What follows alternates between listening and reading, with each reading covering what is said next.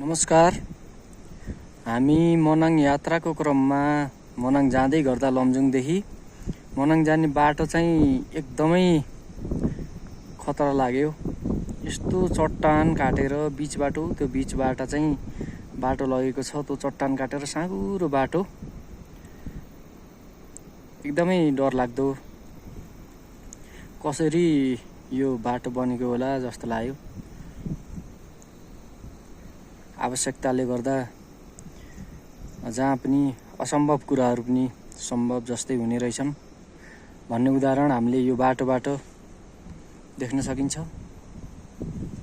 यो म अहिले जहाँ उभिएर भिडियो गरेको छु यो ठाउँ चाहिँ लमजुङ हो भने त्यो पारी पाखा को जुन हामीले बाटो देखाइरहेका छौँ त्यो बाटो चाहिँ मनाङमा पर्छ। यो बिचमा खोला छ, म्यार्दे खोला।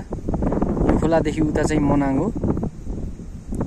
मनाङ सुरु हुने बित्तिकै एकदमै सुरुवात मनाङले स्वागत चाहिँ खतरा बाटोबाट गर्दो रहेछ।